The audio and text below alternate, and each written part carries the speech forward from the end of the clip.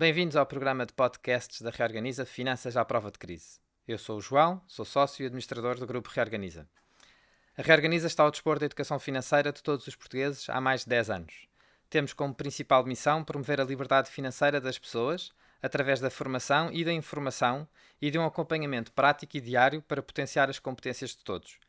Já ajudámos mais de 8.000 pessoas e famílias, mas queremos chegar mais longe.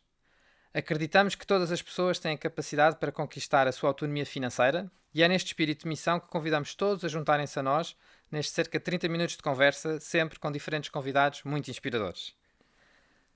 Como é o caso de hoje, que temos Francisco Camacho.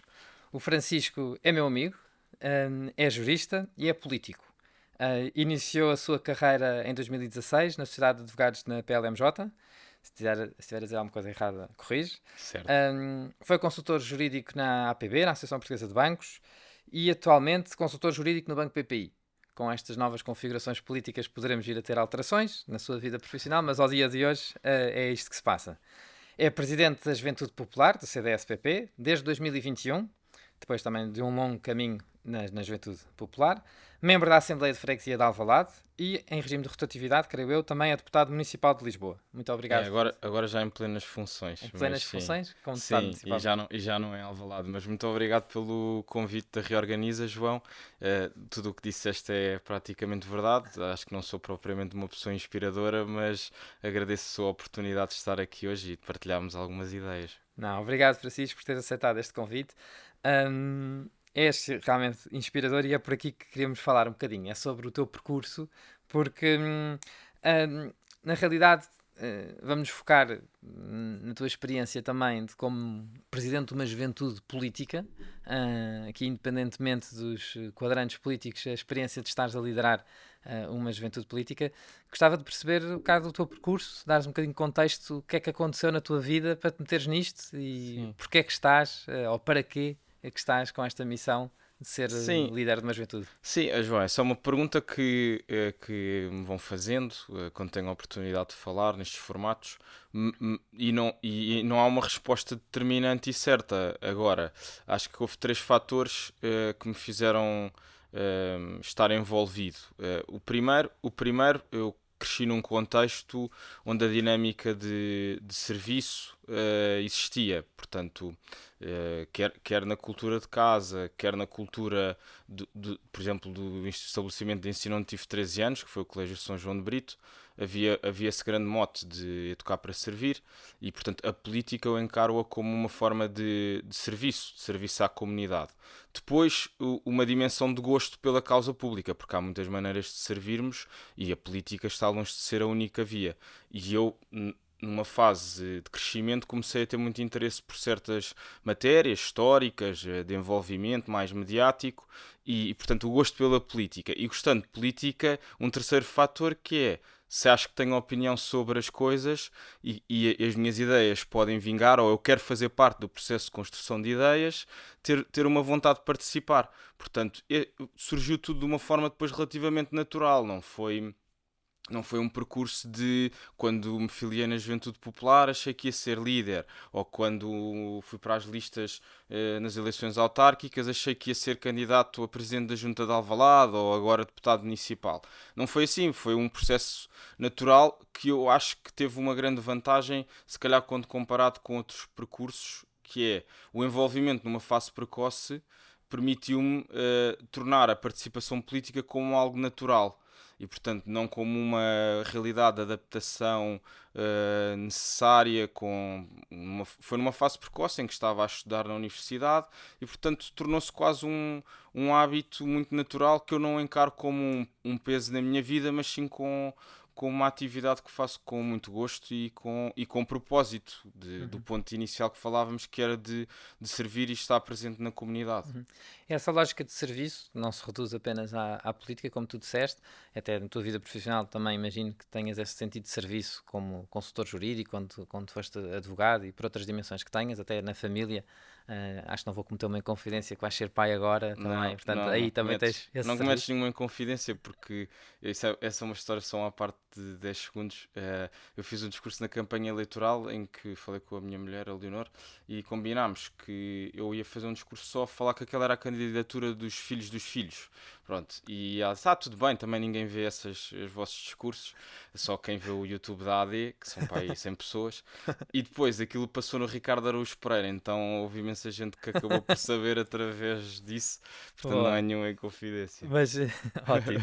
Mas pronto, mas nesta lógica de serviço, e era aqui que queria também pegar, porque nós na Reorganiza, puxando aqui a brasa à nossa sardinha, também temos esta missão de serviço, de servir a literacia financeira, de servir os portugueses para ter uma educação financeira que lhe permita tirar maior liberdade na gestão do seu dinheiro.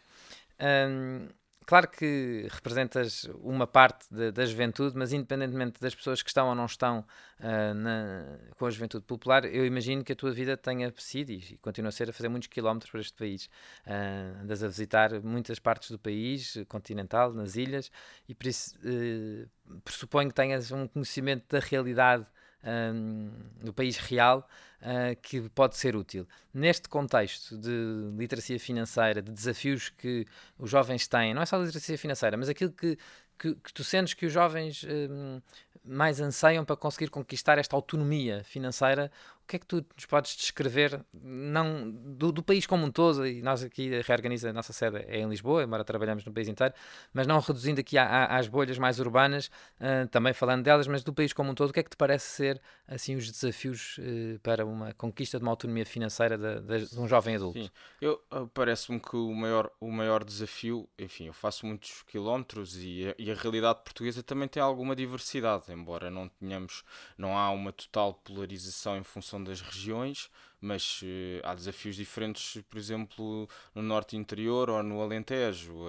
Nas ilhas ainda a questão da insularidade também tem outro impacto. Agora, o que eu consigo diagnosticar como um fator comum é alguma ansiedade dos jovens portugueses na concretização do seu talento, isto é, de perceberem. Eu acho que os jovens portugueses são talentosos, enfim, não é nada que seja exclusivo da população portuguesa nem das novas gerações, mas o que se tem identificado é a dificuldade em que esse talento os torne sustentáveis. Ou seja, a questão, por exemplo, do primeiro emprego, do desenvolvimento da carreira, da retenção de talento, eu acho que tem afetado muitas novas gerações e isso sente-se. Ou seja, esta questão de nem só a primeira oportunidade, mas o desenvolver de uma carreira que seja valorizada, que tenha progressão, parece-me que tem sido. É um dos pontos que eu vejo com um grande contacto, quer nos estudantes que têm essa preocupação do que é que vai ser o seu futuro num período de 5, 10 anos, mas também naqueles que, por exemplo, estão mais na minha faixa etária, dos 29, 30 aos 35 anos, que não veem propriamente um mar de oportunidades em Portugal. Enfim, podem ter muitos motivos para ficar no país, como estabilidade, a segurança, um percurso de família e de proximidade que é importante desenvolver esses laços familiares, mas não sentem que, do ponto de vista da concretização profissional, haja um acompanhamento remuneratório que compense. Portanto, eu acho que é a questão da sustentabilidade e do bem-estar que está muito associado à nossa carreira, não na dimensão da concretização que o trabalho nos pode dar, que isso também é um elemento muito importante, mas na componente das condições remuneratórias. Eu creio que tem sido o entrave e a preocupação maior e justa das novas gerações um pouco por todo o país. Portanto, infelizmente não é com surpresa que vemos que 30% dos jovens portugueses, dos 15 aos 35 anos, residem fora de Portugal. Já nem estamos só a falar de experiências de estudo ou de investigação por um período transitório. Estamos a falar de 1/3 da nossa população entre estas idades que está fora do país. Sim, e é uma população, estava também a ver que portanto, muitas mulheres Muitas mulheres, sim, sim. e muitas mulheres em idade fértil e portanto há cada vez mais portugueses a nascerem fora do país e que estão a ficar com dupla nacionalidade e por isso estamos claramente a perder aqui bastante talento português para os outros países. Mas pegando numa expressão que falavas há pouco da ansiedade, usaste esta expressão que sentes esta ansiedade nos jovens, em relação à habitação, eu tenho sentido que esse é um tema de grande ansiedade para muitos jovens adultos. Partilho, recentemente estive a dar uma formação numa universidade e estava a falar com duas raparigas que viviam fora de Lisboa e que estavam com esta questão precisamente, quer dizer, vou arranjar um primeiro emprego, vou ganhar um salário, não há de ser mau, porque era uma pessoa licenciada, portanto não há de ser mau para aquilo que é a média, digamos assim, de um primeiro emprego, mas não é suficiente, por exemplo, para conseguir ter uma casa em Lisboa. Dizia claramente isto, eu não vou poder sair de onde estou, vou ter uma qualidade, não vou poder trabalhar até se calhar às horas que outras pessoas trabalham, ou ter a vida social que outras pessoas têm, porque eu não vou conseguir estar em Lisboa, nem perto de Lisboa, tenho que ir para a minha terra, que é se calhar a 60 ou 70 quilómetros aqui do centro de Lisboa.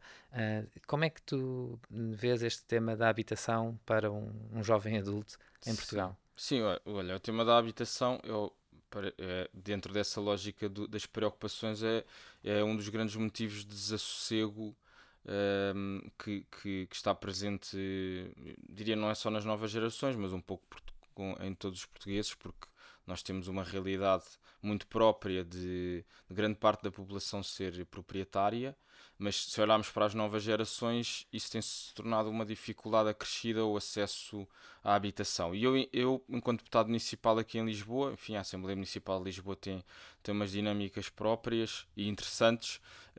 Estou na Comissão Permanente de Habitação e, portanto, ao longo destes 2 anos e meio, já eleito com a coligação Novos Tempos, tenho acompanhado esse tema com maior profundidade. E acho que há aqui um conjunto de equívocos que ao longo dos tempos foram cometidos em matérias de políticas de habitação. Porque se é facto que há uma dinâmica que nos ultrapassa, uma dinâmica internacional de valorização do preço do metro quadrado, que não é um exclusivo de Portugal, a realidade é que do ponto de vista da macro e do ponto de vista da determinação de certas políticas, acho que os incentivos têm estado desalinhados com o que se pretende, que haja um segmento da população, designadamente a classe média, que possa ter acesso relativamente possível, portanto, uma compra acessível, um arrendamento acessível. Que incentivos é que poderiam de habitação. Olha, primeiro, eu acho que tem que haver incentivos à oferta de habitação, porque o que acabamos por perceber é que em Portugal, nos últimos 20 anos, houve pouca construção nova, e se olharmos para os contextos de maior pressão urbanística, e não estamos só a falar necessariamente de Lisboa e Porto, o que se vê é que a construção nova, na maior parte dos casos, é destinada a um segmento de classe média alta e que, portanto, é inacessível à maior parte da população. Portanto, eu acho que tem que haver uma mudança do desenho e de estimular a oferta, porque há uma realidade que eu gosto de utilizar neste tipo de casos que não é muito diferente da nossa, que é a realidade italiana. Ou seja, um país até com muito maior pressão de turismo, um país onde há franjas de imigrantes de classe alta, portanto pessoas com muito poder de compra, e em Itália houve uma diferença. Aumentaram os preços, mas não aumentaram tão significativamente como em Portugal, porque houve uma permissividade e uma aposta na construção de nova habitação. E, portanto, eu acho que o caminho tem que ser feito... Não andaram a fixar preços. Nem andar a fixar rendas como em Barcelona. Não, isso é eu acho, e não sou só eu, isso é um erro completamente. Todos os casos que tivemos de políticas de fixação de valor de rendas ou até de valor tabelado de compra de imóveis tiveram sempre o efeito reverso.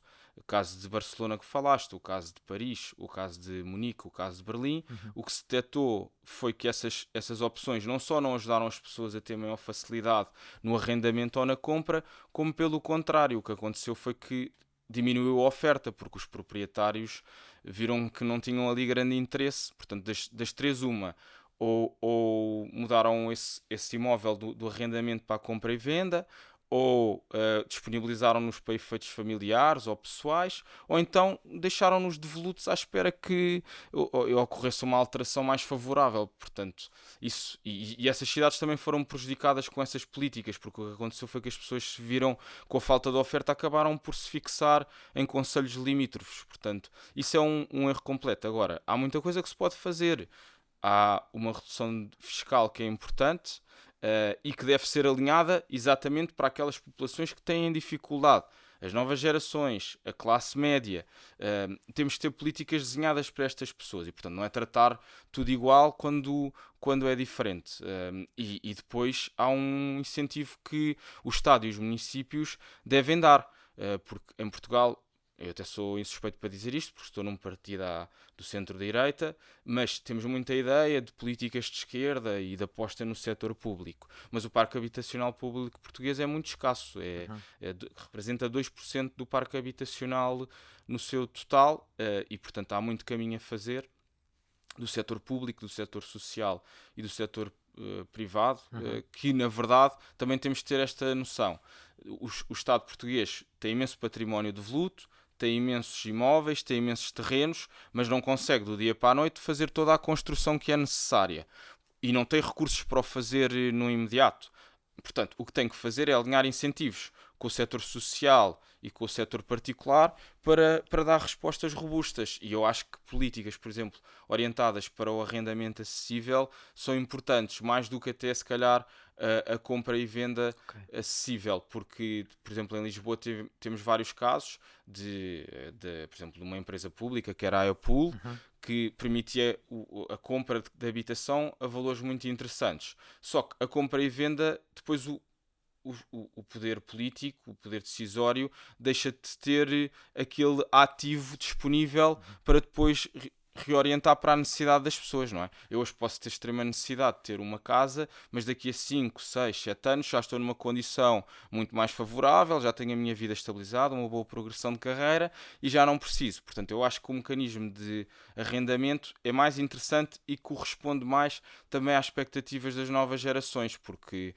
enfim, se a geração se calhar mais dos nossos avós tinha a ideia de um emprego para a vida, hoje em dia isso já não é assim, e tem pontos muito positivos, outros menos positivos, mas é mesmo assim que está a funcionar e, portanto, as novas gerações não têm a ânsia de ficarem necessariamente fixadas num território. É bom terem poupança, é bom terem uma casa, porque isso vai constituir sempre uma mais-valia à partida no seu futuro, mesmo que não habitem nesse imóvel, mas eu diria que há muito a fazer em matéria de mercado de arrendamento. Muito interessante, estás a dizer isso, porque eu tenho a percepção que em Portugal a maior parte das pessoas precisa muito ter a sua casa própria e às vezes isto pode ser um erro. Repare, para nós reorganiza é ótimo que as pessoas tenham casa própria, porque nós fazemos intervenção de crédito e por isso interessa muito que as pessoas queiram comprar casa, mas a verdade é o que estás a dizer. O arrendamento precisa de ter aqui um certo dinamismo que permita estar ajustado às novas realidades, em que as pessoas hoje estão a trabalhar em Lisboa, amanhã estão a trabalhar em Bruxelas, depois amanhã estão em Madrid e hoje têm um filho, depois amanhã têm 5, ou infelizmente depois separam-se e a casa tem que adaptar-se a essas realidades que são muito mutáveis e o arrendamento nesse aspecto ajuda. Mas deixa-me ainda assim pegar na questão da compra de casa, só que depois gostava de ir a outro tema mais relacionado com a política fiscal, que falaste há pouco, mas ainda sobre a compra da casa. Há, pelo menos na campanha eleitoral, e agora tem-se falado também um bocadinho sobre isto, não sei o que é que podes adiantar, sobre esta medida de o Estado ajudar os jovens na compra da casa, nomeadamente no financiamento, como uma espécie de uma garantia do Estado. Que opinião tens sobre esta medida? Olha, sou muito favorável a essa medida.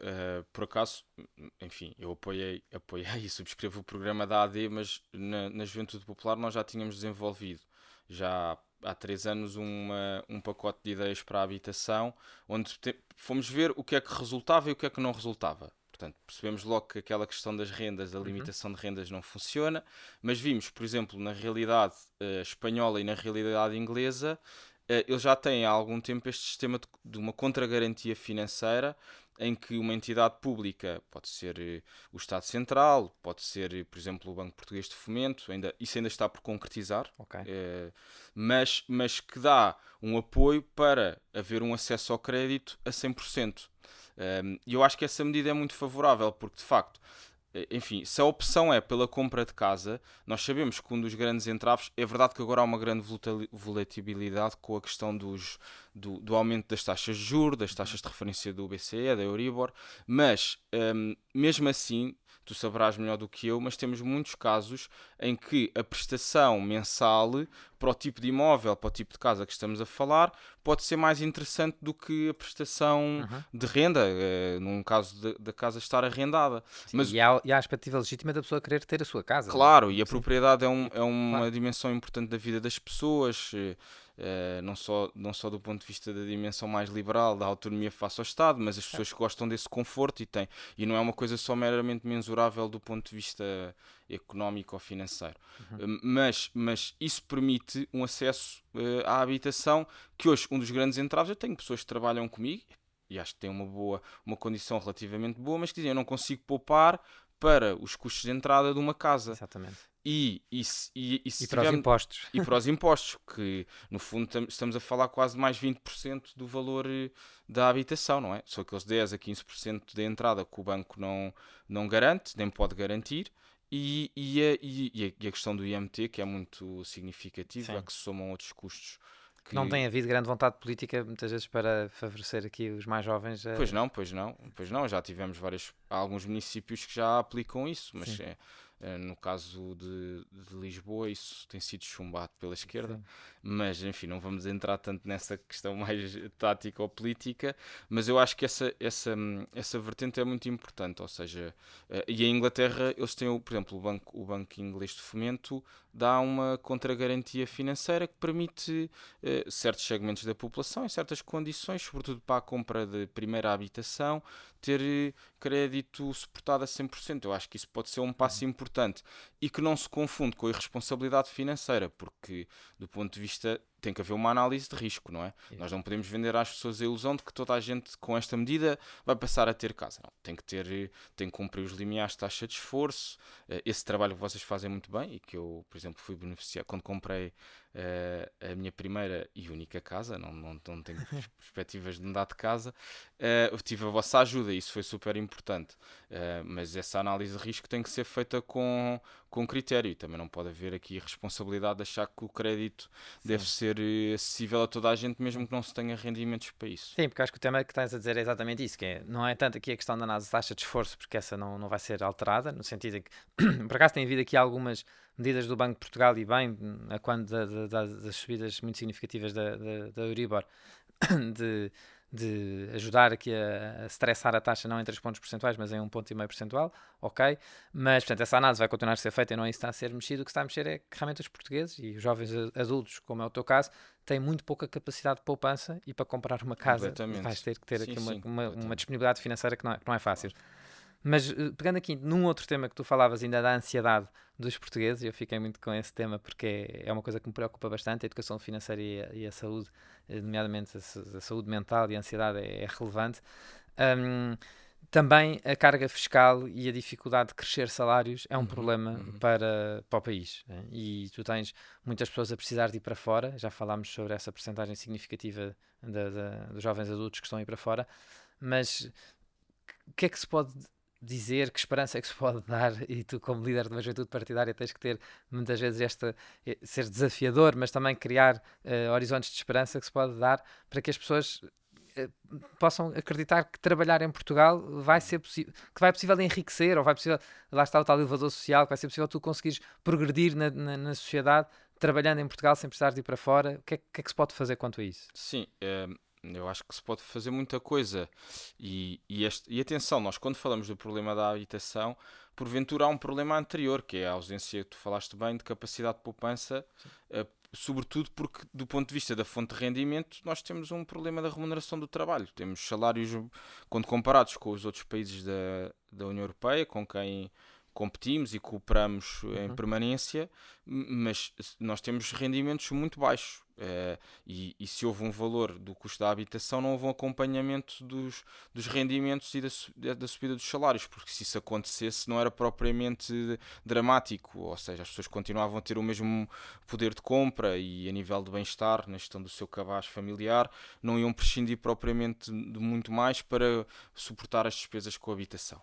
Agora, a esperança que nós temos que dar, e eu penso que essa é também a proposta da Aliança Democrática e deste novo governo liderado por Luís Montenegro é uma transformação da economia positiva, porque durante muitos anos vários setores, à esquerda e à direita, falaram sempre desta realidade das PMEs, das pequenas e médias empresas. Eu acho que nós temos que dar o salto no discurso político e ter uma perspectiva e uma ambição de uma transformação económica que permita às micros serem pequenas, às pequenas serem médias e às médias serem grandes, porque só com uma economia mais pujante, com grandes empresas, ou com empresas de maior dimensão, não tem que ser todas grandes empresas, é que nós vamos conseguir fazer esse salto de melhores condições no trabalho, melhores remunerações, uma gestão de work-life balance mais equilibrada, portanto, com a componente do lazer, do tempo de descanso e do tempo de trabalho estável, porque os indicadores vão todos nesse sentido. Realidades económicas onde há grandes empresas tendencialmente têm melhores salários e uma capacidade da população ter outro tipo de condições. Portanto, eu acho que isto tem que se fazer por duas vias. Por uma via fiscal, com uma atração de investimento nas áreas que de facto podem transformar o país. O investimento direto estrangeiro é essencial sob esse ponto de vista e nós precisamos também de um compromisso a médio prazo, longo prazo, que demonstre que o país está interessado em receber e apostar em investimento transformador, portanto que não se esgotem meramente a operações financeiras, mas que essas operações financeiras tenham um reflexo económico, portanto, na criação de postos de trabalho. Isso é muito Sim. importante. Beneficiar as Isso famílias. é essencial. Eu acho que, por exemplo, um exemplo, uma referência boa é a concorrência, por exemplo, no grande retalho, entre os grandes supermercados. Nós vemos que, por exemplo, na realidade portuguesa, temos novos agentes a entrar e que há uma concorrência por retenção Uhum. e atração de trabalhadores, por exemplo, nos Uhum. supermercados. E como isso tem feito com que estas pessoas possam ter melhores remunerações. Eu acho que esse é É um verdade. exemplo que as pessoas compreendem, não é? Não vou fazer aqui Sim, sim, publicidade a supermercados, mas vemos a realidade espanhola, a realidade é verdade. portuguesa a concorrer. E atenção, a realidade portuguesa tem um bom serviço, mas do ponto de vista da valorização dos trabalhadores, isso é muito importante. E depois, acho que o país também tem que apostar no que é que o pode diferenciar. E acho que nós temos um elemento muito diferenciador, e vamos ter eleições europeias aí à porta, mas temos uma realidade quase única no contexto europeu e estratégica no contexto mundial, que é do nosso mar. Onde muitas vezes temos ainda um discurso muito superficial do que é que se pode fazer com o mar. Quando falamos de mar, eu acho que não temos que falar só sobre a limpeza dos oceanos, embora ela seja fundamental e é uma boa âncora do ponto de vista da sustentabilidade para se falar do tema. Mas o capital imenso que temos no mar, não só pela questão da exploração dos seus recursos, mas também do que nos perspectiva no relacionamento global e com os países de língua portuguesa, eu acho que é a nossa alavanca mais diferenciadora e que pode fazer toda a diferença nesta transformação. Sim, boa. Olha, estamos mesmo a chegar ao fim. Isso é muito interessante. Eu tinha aqui muita vontade de continuar com alguns tópicos. Realmente é um gosto falar contigo. Mas nós temos neste podcast, gostamos de desafiar quem convidamos para esta conversa, isto não é uma entrevista, mas para esta conversa, se podes partilhar. Partilhaste aqui uma boa prática que gostei muito de tivesse partilhado, que foi teres recorrido aos nossos serviços. Sim. E isso também eu sublinho como uma boa prática de uma boa gestão financeira. Não necessariamente só por seus serviços da Reorganiza, claro que sim, mas porque realmente esta realidade dos intermediários de crédito tem ajudado muito a nutrir as pessoas de mais capacidade, como dizíamos na introdução, para tomar as melhores decisões financeiras. E acho que não é vergonha nenhuma, mas pelo contrário, é sinal de inteligência e pedir ajuda para fazer esse trabalho acompanhado. Mas se deixavas algum conselho, algum livro, alguma coisa que te pudesse estar a inspirar nesta altura ou que tu sintas que era bom partilhar connosco para esta conquista desta autonomia financeira? Sim, olha, primeiro reforçava o que disseste e dou a comparação da minha classe profissional, de um jurista, de um advogado. É assim, se nós fazemos o apelo de que uma pessoa, se tem um problema jurídico, recorra a um advogado, ou se tem alguma insegurança, é natural que assim seja. Não deve haver um preconceito diferente quanto a matérias de gestão de finanças e de organização do nosso dinheiro. Se há entidades que têm serviços bons a prestar, E para mais no caso do vosso tipo de serviços, não é nada que se quer que fique mais oneroso às pessoas, pelo contrário, acho que devemos ter esse bom senso e essa humildade de apostar em quem tem serviços especializados. Acho que essa é uma boa prática. Do ponto de vista da gestão, eu acho que há muitos podcasts interessantes que podem ser ouvidos. O vosso é um deles, mas há outros que podem estar na nossa lente. Eu dava só uma recomendação de um livro que pode ir um pouco ao encontro desta nossa conversa, de como as lideranças podem influenciar, como podem inspirar e como, mais do que inspirar, podem criar transformações profundas no contexto dos seus países e das suas comunidades, que estou mesmo a acabar de ler, já estou na parte das conclusões, que é um livro de Henry Kissinger, que foi, enfim, um académico notável, uma pessoa com muita influência na área de consultor de muitos governos dos Estados Unidos e que fala sobre 6 tipos de liderança concretizados em 6 figuras que quase toda a gente conhece, desde De Gaulle, Konrad Adenauer, Margaret Thatcher, o primeiro presidente de Singapura, um presidente do Egito, Anwar Sadat, e está-me a faltar... e Nixon, que foi Richard Nixon, que foi, aliás, ele foi parte desse governo de Nixon, da administração de Nixon, mas em que fala muito em concreto como essas lideranças promoveram transformações.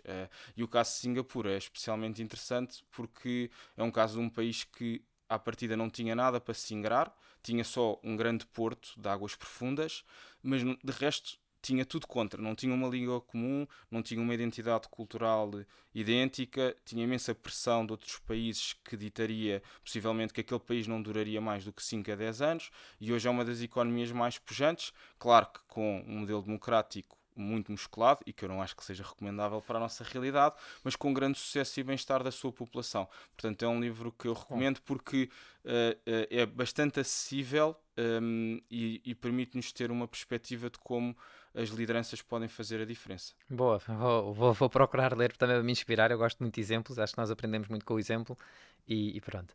Francisco, mais uma vez, muito obrigado por este teu testemunho também de serviço. Obrigado pela tua disponibilidade e pela partilha das tuas ideias. Quanto a nós, temos aqui no nosso canal, tem a possibilidade de esclarecer dúvidas, de nós procurarmos responder, dar sugestões de tópicos para esta temporada, para outras temporadas de podcast que a Reorganiza venha a realizar. Portanto, estejam à vontade, estamos aqui ao vosso dispor e procuraremos responder a tudo aquilo que nos questionarem. Muito obrigado e até o próximo episódio.